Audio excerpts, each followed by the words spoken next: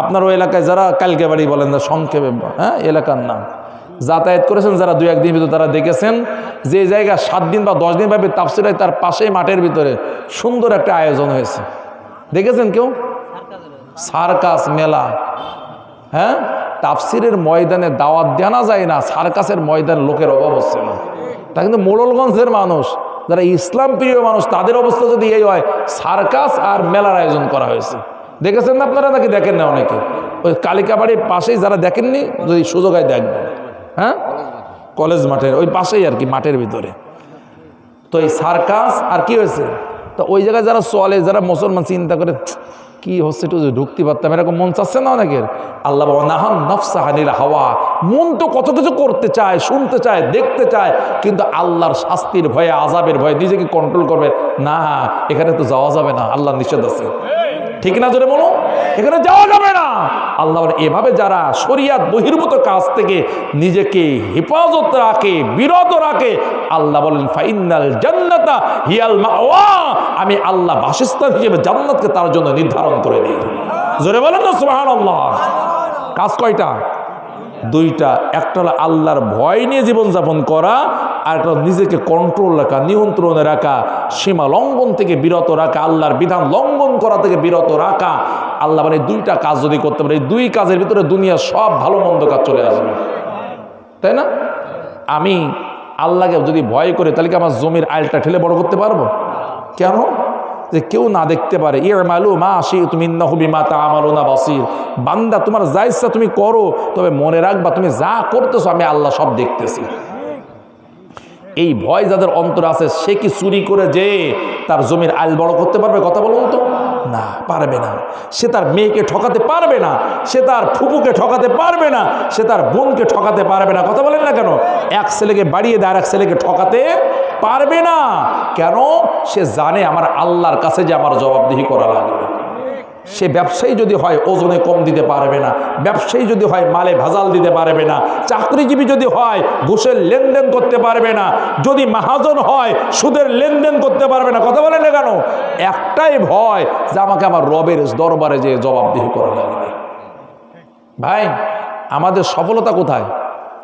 আমাদের সফলতা হলো আখিরাতের চূড়ান্ত বিচারের পরে যদি আমরা জাহান্নাম থেকে বেঁচে যাই আর জান্নাতে যেতে পারি, তবে এটাই হলো আমাদের সফলতা। ঠিক না ভুল বললাম? আল্লাহ কোরআন সূরা আলে ইমরানের 185 নম্বর আয়াতে বলতেছেন। কয় নম্বর? আল্লাহ তাআলা বলেন, কুল্লু নাফসিন যায়িকাতুল মাউত ওয়া ইন্নামা তুওয়াফাউনা উজুরাকুম ইয়াওমাল কিয়ামাহ। বান্দারে, মৃত্যুর স্বাদ প্রত্যেক নফস আত্মাকে গ্রহণ করা লাগবে। আমার প্রশ্ন হলো, এই কথা যদি আল্লাহ নাও বলেন, তাও মৃত্যু সত্য না মিথ্যা? কোরআনের কোথাও মৃত্যুর ওয়াজ আল্লাহ করলেন না, তারপরেও কি মৃত্যু কি মিথ্যা হয়ে যাবে? প্রশ্ন হলো, যেটা মৃত্যু সত্য এটা জানে সবাই, তা আল্লাহর বলার দরকার কি? সবাই তো জানে যে মরতে হবে, এটা তো জানে সবাই, তা আল্লাহর বলার দরকার কি? কথা বোঝেন না আমার? আল্লাহ অপ্রয়োজনে কি কোরআনের কোনো কথা বলেন নাকি? ভাইরা আমার, আল্লাহ তাআলা কোরআনুল কারীমের মাঝে যত জায়গায় মৃত্যুর কথা বলেছেন, একটা জায়গায় আল্লাহ তাআলা মৃত্যুর ওয়াজ করেন নাই, বরং এ কথা বলার পরে যেটা বলেছেন ওটাই হলো আল্লাহর আসল কথা। উদাহরণ দিলে আরো পানির মতো পরিষ্কার হয়ে যাবে আপনাদের কাছে। আপনাদের এলাকায় কেউ লোক মারা গেলে মাইকে ঘোষণা দেন? আপনারা অ্যানাউন্সমেন্ট দেন? বলেন দেন না?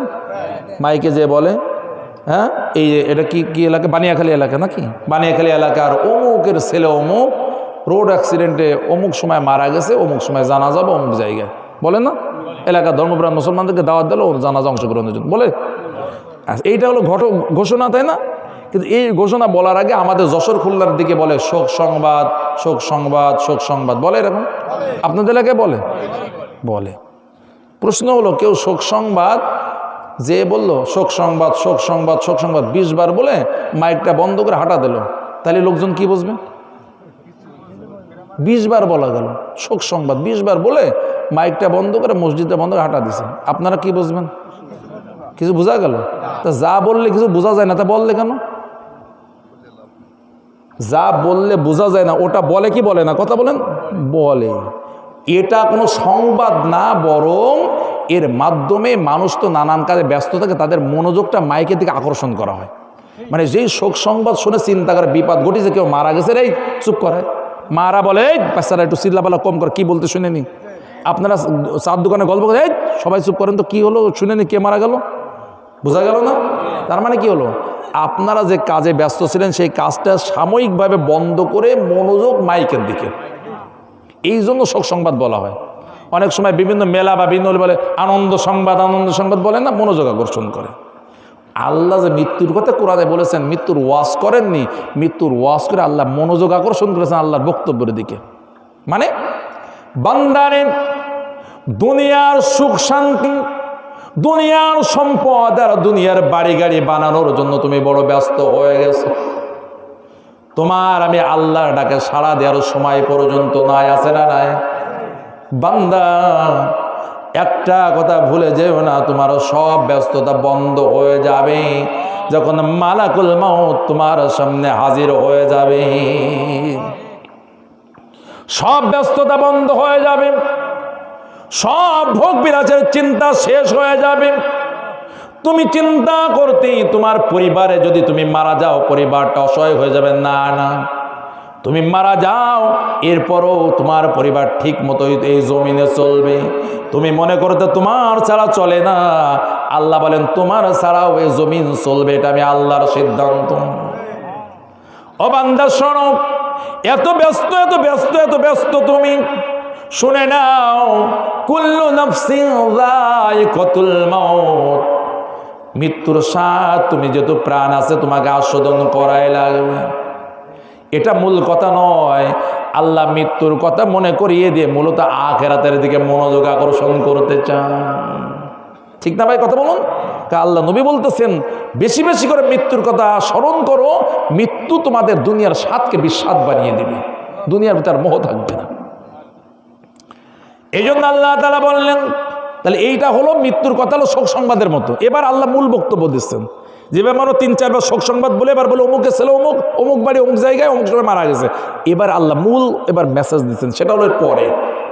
কয় নম্বর আয়াত বলে? সূরা আলে ইমরান 185, মনে রাখেন আয়াতগুলো।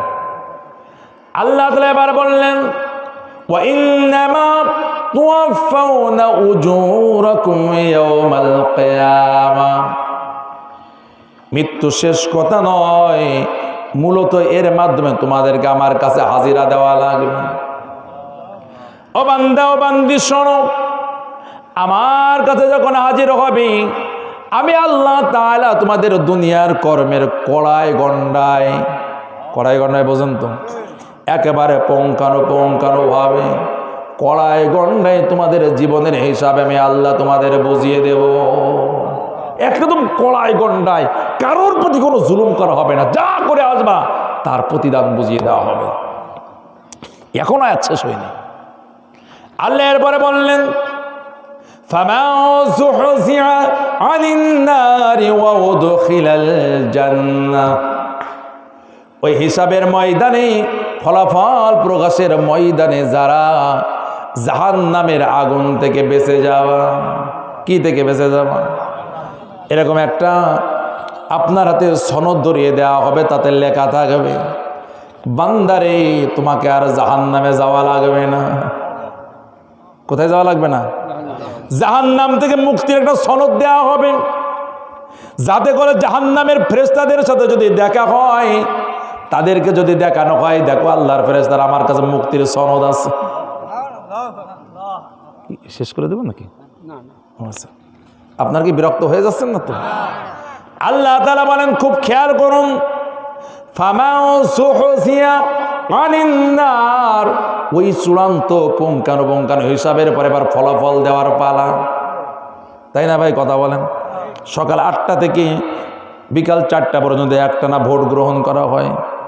ভোট গ্রহণের সাথে সাথেই ফলাফল দেওয়া হয় না, গণনা করা হয় একটা সময়। গণনা শেষ হয়ে গেলে এরপরে সন্ধ্যা 7-8টার সময় ফলাফল ঘোষণা শুরু হয়, ঠিক না? তো আখিরাতের ময়দানে উঠার পরে আমল নামাজ যাচাই বাছাই হয়ে হিসাব করার পরে এবার ফলাফল দেওয়ার পালা। একজন একজন করে ডেকে নিয়ে বলা হবে, বান্দা এই যে সনদ ধরো, এই সনদে লেখা আছে তোমাকে কোনোদিন জাহান্নামে যাওয়া লাগবে না, তোমাকে জাহান্নাম থেকে মুক্তি দিয়ে দেওয়া হলো সনদ। শুধু এইটাই শেষ কথা নয়, আবার আর একটা দিয়ে বলা হবে নেওয়ার একটা সনদ, ওদখিলাল জান্নাহ, এখানে লিখে দেওয়া আছে তুমি জান্নাতের অধিবাসী। কোন কক্ষে, কত তলায়, কততম রুম তোমার এখানে বরাদ্দ দেওয়া আছে। তুমি এটা দেখবে, দেখাবে। জাহান্নামের দরজায়ও প্রহরী থাকবে, ফেরেশতা থাকবে, জান্নাতের দরজায় একইভাবে প্রহরী ফেরেশতা থাকবে কি থাকবে না? উভয় জায়গায় থাকবে। জাহান্নামের ফেরেশতাদের সাথে যদি দেখা হয়, এই সনদটা দেখিয়ে দিবে, তারা বুঝবে যে তোমাকে জাহান্নামে যাওয়া লাগবে না, তাহলে ওরা আর তোমার পিছনে পড়ে থাকবে না, ওরা জাহান্নামীদেরকে খুঁজতে থাকবে। আর জান্নাতে যখন গেটের কাছে যাবা, গিলেই তো ঢুকতে দেবে না, একটা সনদ দেখানো লাগবে, ওতে লেখা থাকবে তোমাকে জান্নাতে প্রবেশের অনুমতি দেওয়া হয়েছে। ওটা যখন দেখানো হবে, তখন জান্নাতের ফেরেশতারা বলবে সালামুন আলাইকুম তিবতুম ফাদখুলুহা খালিদিন।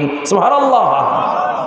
যাওয়ার সাথেই যখন সনদ দেখানো হবে, প্রথম বক্তব্য হবে সালামুন আলাইকুম, ও আল্লাহর মেহমানেরা, তোমাদের উপর আল্লাহর শান্তি বর্ষিত হয়ে যায়।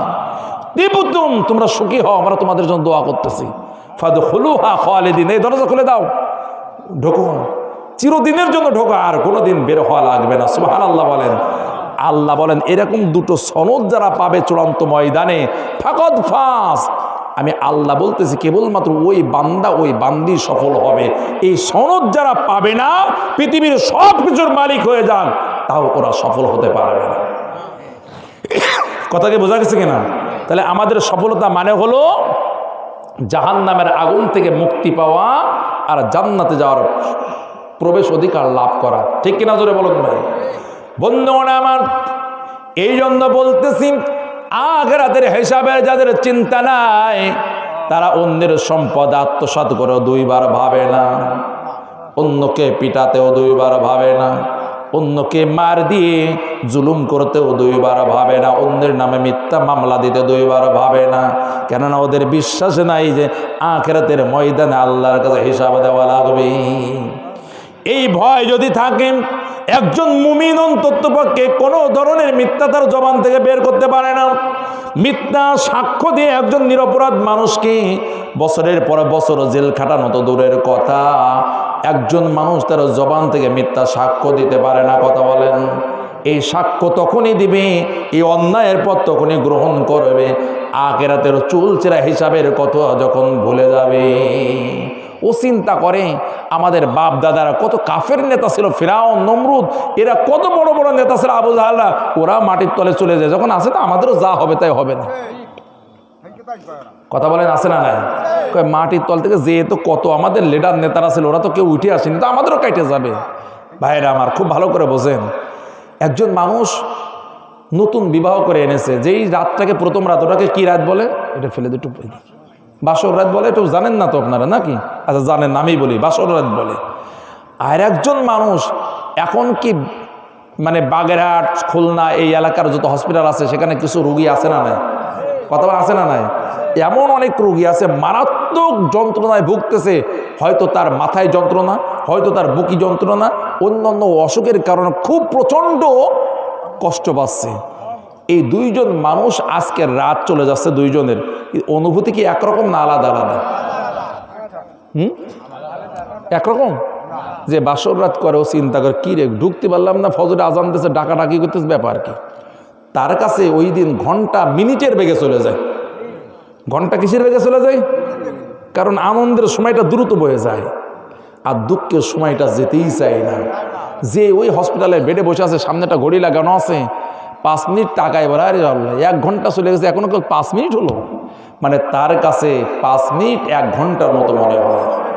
ভাইরা আমার, আমি এই কথা দ্বারা বোঝাতে চাইলাম, যারা কবরে আছে নেককার, তাদেরও সময় চলে যাচ্ছে। যারা বদকার, জালিম, অপরাধী, মুজরিম, পাপিষ্ট, তাদেরও সময় চলে যাবে, কিন্তু একরকম যাবে না। কথা মানে বোঝাতে পারলাম না? নেককার যারা, তারাও সময় চলে যাচ্ছে, আর যারা পাপিষ্ট দোজকের আগুনের সাথে যাদের সুড়ঙ্গ তৈরি করে দেওয়া হয়েছে, কবরের মাটি যাদেরকে চাপ দিচ্ছে, ওদের সময়টা, আর যারা কবরের ভিতরে আরামের ঘুমিয়ে আছে, যেদিন ডাকা হবে হাসরের ময়দানে, ওরা বলবে কি রে আমার আরামের ঘুমটা ভাঙালো কে? কেবল ঘুমাতে পারলাম না, ওই যে দেখলাম সূর্য ডুবতেছিল, এখন মানে উঠেছিল সকালে ভোরে, আর এখন তো সূর্য ডুবতেছে। কথা বোঝেন না? তার কাছে মনে হবে একটু আগে ঘুমাইছিল তখন সূর্য উঠতেছিল বা ডুবতেছিল, বা এখন উঠতেছে। কথা কি বোঝেন কি না? বলে কি রে সকালবেলায় ঘুমাতে পারলাম না, অথবা সন্ধ্যায় ঘুমাতে পারলাম না, এত তাড়াতাড়ি ডাকার কি দরকার? অথচ হাজার হাজার বছর কেটে গেছে তার জীবন থেকে। কেন? আরামে থাকলে সময়টা দ্রুত চলে যায়, ঠিক কিনা জোরে বলেন আপনারা? আর কষ্টের মধ্যে থাকলে সময়টা যেতে চায় না, তাই না? তো আমি বুঝাতে চাচ্ছি এই, যারা নেককার মানুষ যারা কবরে আছে তাদেরও সময় চলে যাচ্ছে, যারা বদকার তাদেরও সময় চলে যাবে, কিন্তু দুইজনের সময় একরকম যাবে না। যাবে ভাই? যাবে। এই যে এখন এই গরমের ভিতরে আমরা উন্মুক্ত জায়গায় থেকে তো হাঁসফাঁস খাচ্ছি, জামা কাপড় ভিজে যাচ্ছে গরমের কারণে, আর যারা জেলের সেলের ভিতরে ছোট্ট এতটুকু জায়গায় রয়েছে, মশার কামড়, দুর্গন্ধযুক্ত কম্বল বা বালিশ, ওই সাইডের মোটা রুটি নুন ছাড়া, এদেরও সময় চলে যাচ্ছে। দুইজনের কি একই রকম যাচ্ছে না আলাদা আলাদা? আমরা এই গরমে মুক্ত বাতাসে থেকে, ফ্যানের তলে থেকে, এসির ভিতরে থেকেও তা সহ্য করতে পারতেছি না, নামাজ পড়তেছি পানির জন্য, মানে সলাতুল ইস্তেসকা। শুনলাম সন্ন্যাসী বাজার কালকে মানে সকাল 7টায় নামাজ আছে আমার জানা মতে, ওই স্কুল মাঠে, তাই না? তাহলে সন্ন্যাসী বাজার স্কুল মাঠে যেখানে তাফসির হয় 7 দিন ব্যাপী, ওই জায়গায় আগামীকাল সকাল 7টায় আছে। যারা জানেন না আমার মাধ্যমে জেনে গেলেন, যাবেন ইনশাআল্লাহ, তাই তো? আমি বলতেছি আমরা এতটুকু গরমের কারণে নামাজের ব্যবস্থা করতেছি, তো যারা জেলখানায় সেলের ভিতরে আছে এই গরমের ভিতরে, ওদের অবস্থা কি? ওদের কি এসি লাগাই দিচ্ছে নাকি? সময় তো ওরও রাত 13 ঘন্টার, আমারও 13 ঘন্টা, সময় কি একরকম যাচ্ছে? ভাই ভালো করে কথাগুলো বুঝবেন। শুধু তাফসীর শুনে শুধু যে ঘুমালেন আর আরাম করে না, খুব ভালো হয়েছে অথবা ভালো হয়নি একটা বলবেন কিছু আপনারা, এইটা শেষ কথা নয়। এখান থেকে আমাদের জীবনে শিক্ষা নিয়ে জীবনকে পরিবর্তন করা লাগবে। কথা বলেন না কেন ভাই? শিক্ষা নিয়ে জীবনকে পরিবর্তন করা লাগবে।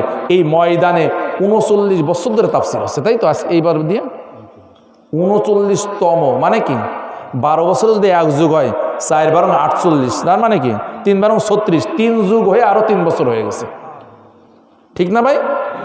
এই নিয়ে যদি এই আলোচনা শোনার পরে 39 বছর ধরে তাফসীর শুনেও যদি আপনি যে তাগুতের পথে ছিলেন, শয়তানের দলে ছিলেন, যে অন্যায়গুলো করতেন তাই করে যাচ্ছেন, তাহলে আর খামোকা করে শুধু সবের জন্য তাফসীর মাহফিল আয়োজন করে কোনো লাভ নেই। তাফসীর মাহফিল আয়োজন করতে জীবন বদলানোর জন্য, ঠিক না ভাই? কথা বলুন। তাহলে আমার বক্তব্য হলো, আপনি বদকার হন আর নেককার হন, কবরের সময় কেটে যাবে, তবে একরকম কাটবে না, এটা মনে রাখতে হবে ভাইরা আমার। তাহলে মক্কার কাফেরেরা কি বলেছিল মনে আছে তো? ওরা বলেছিল, ও নবী মুহাম্মদ, তোমার দরবারে আমরা বসে তোমার সাথে আলাপ করতে পারি যদি তুমি এই গরিব মানুষগুলো তোমার দরবার থেকে তাড়িয়ে দাও। আল্লাহ বলেন, নবীজি গো, না না, তা হবে না, বরং ওদেরকে আপনি বের করে দিন, এদেরকে নিয়ে আপনি ব্যস্ত হয়ে যান। সুবহানাল্লাহ। আল্লাহ তাআলা সূরাতুল কাহফের ভিতরে বলেন, ওয়াসবির নাফসাকা মা'আল্লাযীনা ইয়াদউনা রাব্বাহুম বিল গাদাতি ওয়াল আশি। আপনি ওই সমস্ত মানুষদের সাথে নিজেকে শামিল রাখুন, ওদের সাথেই নিজেকে আপনি জড়িয়ে রাখুন যেই মানুষগুলো সকাল সন্ধ্যা আমি আল্লাহ তাআলাকে ডাকে। সুবহানাল্লাহ। যারা আমি আল্লাহকে সকাল সন্ধ্যায় আমার স্মরণ করে, আমাকে ডাকে, ইউরিদুনা ওয়াজহাহু, যারা আমি আল্লাহর সন্তুষ্টি কামনা করে, ওয়ালা তা'দু আইনাকা আনহুম, আপনি তাদের দিক থেকে সামান্য সময়ের জন্য চোখ সরাবেন না। সুবহানাল্লাহ বলেন। নবীজি গো, তুরিদু যিনাতাল হায়াতিদ দুনিয়া, আপনি যদি এদেরকে ছেড়ে ওই ধনী মানুষদের ইসলাম গ্রহণ করার জন্য ব্যস্ত হয়ে পড়েন, আমি আল্লাহ বুঝে নেব আপনি দুনিয়া পাবার জন্য এটা করতেছেন। নারে তাকবীর! আল্লাহ মুমিনদেরকে কত সম্মান দিচ্ছেন, কথাগুলো বোঝেন। আপনি যদি এই সমস্ত গরিব মুসলমানদেরকে আপনার দরবার থেকে বের করে দিয়ে আবু জাহাল, উতবা, সাইবা, ওয়ালিদ বিন মুগিরা ওই লিডারদের ইসলাম পালন করানোর বা দাওয়াত দেওয়ার জন্য ব্যস্ত হয়ে যান, আমি আল্লাহ বুঝবো আপনি দুনিয়ার স্বার্থের জন্য এটা করতেছেন। আল্লাহু আকবার বলা যাবে না? তাহলে মুমিনদের মর্যাদা কি মালিকের কাছে আছে না নাই? এই কথাগুলো কাকে বলতেছেন? যে রসুলকে আল্লাহ তাআলা ভালোবাসেন, হাবিব হিসেবে গ্রহণ করেছেন, তাকে বলতেছেন। শুধু তাই নয়, আপনি সূরা আবাসায় চলে যান। কোন সূরা? 30 নম্বর সূরার 3 নম্বর সূরা, 30 নম্বর পারার। প্রথমে নাবা, তারপর নাজিয়া, তারপরে আবাসা। এই আবাসা সূরাটা পড়বেন, আল্লাহ তাআলা একজন মুমিন অন্ধ তাকে মর্যাদা দিয়েছেন কত। এই সাহাবীর নাম ছিল আব্দুল্লাহ ইবনে উম্মে মাখতুম। নাম কি বললাম? আব্দুল্লাহ ইবনে উম্মে মাখতুম, যিনি অন্ধ সাহাবী ছিলেন। অন্ধ হওয়ার কারণে কিন্তু চোখে দেখেন না, তো সবসময় নবীজিকে ভালোবাসতেন আর নবীজির মুখ থেকে ওয়াজ শোনার জন্য, দিনের কথা শোনার জন্য সবসময় ব্যস্ত থাকতেন। চোখে দেখেন না, তখন নবীজি কোন পরিস্থিতি আছেন তা তো উনি বুঝতে পারতেন না। রাসূলুল্লাহ, এখন সময় নেই, অসময় নেই, যে কোনো সময় যে রাসূলুল্লাহ আমাকে কিছু উপদেশ দেন, আমাকে এই বিষয়ে বলুন, আমাকে ওই বিষয়ে বলুন, এরকমভাবে সবসময় দরবারে আসতেন। একদিন নবীজি তিনি কাফের নেতাদের সাথে খুব গুরুত্বপূর্ণ বৈঠকে বসেছেন, সেখানে বড় বড় কাফের নেতারা আছে। এরকম জরুরি মিটিংয়ের সময় তিনি তো অন্ধ, চোখে দেখেন না, তো তিনি ওইরকমভাবে জোরে জোরে কথা বলতে বলতে, ইয়া রাসূলুল্লাহ, আপনি কোথায়, আপনি কোথায়, আপনি আমাকে কিছু উপদেশ দিন। স্বভাবতই মানুষ হিসেবে আমাদের তো ভাই, যে লোকটা আমার কাছে সবসময় আসে, আর এমন কিছু লোক এসেছে যে কোনো সময় আনা যায় না, আজকে এসেছে, তার এই মজলিসটা আমার কাছে একটু গুরুত্ব পাবে না স্বাভাবিকভাবে? কারণ আপনি তো সবসময় আসেন, আপনি তো পরেও দেখা করতে পারবেন। এই যে নবীজি স্বাভাবিক কারণে ওই ডাকাডাকি করার কারণে একটু বিরক্ত বোধ করলেন। ভালো করে কথাটা বুঝবেন। কোন সূরা বলতেছি? সূরা আবাসা। তো এই যে বিরক্ত হলেন, এটা তো অন্ধ সাহাবী, তিনি তো দেখতে পারেন না, কিন্তু আমার আল্লাহর কাছে খোঁজ আছে না নাই? নবীজির বিরক্ত প্রকাশ মানুষ করলে কি মানুষের কপাল দলা করে না? বোঝেন, একটু কপাল দলা করে। রাগ হলে কি কপাল দলা হয়? মুখটা কালো হয়, মানে কপাল গুছাই যায়, গুছাই যাওয়া, বোঝেন? গুছাই যায় কি না কথা বলুন? মুখটা কালো হয়ে যায়, গুছাই যায়। একটু রাগ হলে তো মুখে তাটা বোঝা যায়। এটা তো অন্ধ সাহাবী দেখতেছেন না, কিন্তু কার কাছে খবর আছে? আল্লাহ সাথে সাথে ওই সাহাবীর মর্যাদার উপরে সূরা আবাসা নাজিল করে দিয়েছেন। সুবহানাল্লাহ বলেন। একটু পড়বেন। আমরা কোরআন পড়তে ভালোবাসি না, আমরা কত নিউজ পেপার পড়ি, কত বই কিতাব পড়ি, কিন্তু কোরআনের কাছে যায় না। এরকম মানুষ আছে না নাই? আমি এখানে যদি বলি ভাই কুরআনুল কারীম জীবনে একবার খতম দিয়েছেন, এরকম কারা কারা আছেন? হাতুসও করতে পারে না, কিন্তু অনেক লোক আছে হাতুসও করতে পারবেন, কারণ পড়েছেন। কিন্তু আমি যদি এই জিজ্ঞাসা করি যে কুরআনুল কারীমকে সূরা ফাতিহা থেকে নাস পর্যন্ত অন্তত জীবনে একবার সম্পূর্ণ অনুবাদ বাংলায় পড়েছেন কে কে? লোক কি এবার বেশি হবে না কম হবে? থাকবে না তো, কথা তো ঠিকই। তা এইগুলা যেই কোরআনকে জাতির হিদায়তের জন্য নাজিল করা হয়েছে, সেই কোরআন জীবনে একবারও পড়ে দেখিনি নিজের ভাষায়, তাহলে এর মতো দুর্ভাগা জাতি কি আর আছে পৃথিবীতে? কথা বোঝাতে পারিনি মানে আমি আপনাদেরকে। কথা বলুন, ঠিক না? এরকম আছে না নাই? আল্লাহ তাআলা উম্মে মাকতুম, আল্লাহর উপর প্রেমে এত পাগল এই সাহাবী, নবীজির সাহাবী। নবীজি গুরুত্বপূর্ণ বৈঠকের কারণে, মানবিক কারণে একটু বিরক্ত হয়েছেন, কিন্তু কোনো নেককার মুমিনের প্রতি নবী পয়গম্বর বিরক্ত হবেন এটাও আল্লাহ তাআলা সহ্য করেন নাই। সুবহানাল্লাহ। আপনি ইমানদার, সঠিক পথে আছেন, আপনার মর্যাদা কথা আপনি বুঝে যান। আপনি মায়ের কেন খাবেন? আপনি মামলা খাওয়ার পরেও কেন ইসলামের পথে থাকবেন? আপনি বাড়ি ঘুমোতে পারেন না, তারপরেও কেন ইসলামী দল করবেন? আপনার চোখ উঠাই দিয়েছে, হাত কেটে দিয়েছে, এরপরেও কেন দিনের পথে থাকবেন? একটু বুঝে যান আপনার মর্যাদা আপনার মালিকের কাছে কত বেশি। আপনি নিজের মর্যাদা বোঝেন না, এই জন্য তো দুইটা পিটানি খেলে বলে না ও মায়ের খাওয়া লাগে, তোমাদের সাথে আমি নেই, দল পাল্টাইছে। আছে না এরকম লোক? আছে না নাই? ঝামেলা, এখন খুব অবস্থা খারাপ, এত বছর মায়ের কাছে আর খাই পারবো না, দল পাল্টাই ফেলেছি। এরকম কিছু লোক আছে না নাই? আপনি আপনার মর্যাদা বোঝেননি, এই জন্য ইমানকে বিক্রি করে কুফুরকে কিনেছেন, আল্লাহর দলকে বিক্রি করে তাগুতের দলে ঢুকে গেছেন। আপনি আপনার মর্যাদা বোঝেন না। একজন কৃষক কৃষি কাজ করতে যায়, এমন একটা স্বর্ণের দলা পেয়েছে, বুঝেন তো কথা? ও তো স্বর্ণ চেনে না, বোঝেও না আর গুরুত্ব, কিন্তু স্বর্ণের গুরুত্ব বোঝে কারা? স্বর্ণকাররা বোঝে না। ওর কাছে নিয়ে যে বলতে স্বর্ণকার তো ধরা দিচ্ছে না, কারণ গুরুত্বপূর্ণ জিনিস বুঝলে তো টাকা বেশি যাবে, কেন? তেমন কিছু না। তো কৃষক বলতে চেনে না, তো চিন্তা করতে যা হয় তাই দাও তাহলে। ওর কাছে 500 টাকাও মেলা গেছে, কিন্তু ওর দাম কি 500 টাকা ভাই? ওর দাম বর্তমানে প্রায় 1 কোটি টাকা, মানে এতটুকু যদি শোনা হয় তাই 1 কোটি টাকা হয়ে যাবে। কিন্তু ও 500 টাকা বিক্রি করে দিয়েছে কেন? ও চেনে না। তা আপনি বাতিলের কাছে মাথা বিক্রি করতেছেন কেন? এই যে একটা পান, একটা চা, একটু চানাচুর মুড়ি, মানে 2 কেজি চাল, ওই 1 বোতল তেলের জন্য আপনি দল পরিবর্তন করে বাতিলের দলে চলে যাচ্ছেন। এমন লোক শরণখোলা, মোড়লগঞ্জ, বাগেরহাটে নেই, কিন্তু আমার যশোরে ভরি ভরি আছে। একদম দল পাল্টিয়ে সলিড হয়ে গেছে একেবারে। বোঝেননি কথা? কি বুঝতেছেন আমার কথা? হয়ে গেছে কেন? কেন সে তার নিজের মর্যাদা বুঝিনি, ইমানের মর্যাদা বুঝি। আল্লাহ মুমিনকে তো কত মর্যাদা দিয়েছে ওটাও জানে না। একজন মুমিন অন্ধ সাহাবী, তার কারণে নবীজিকে আল্লাহ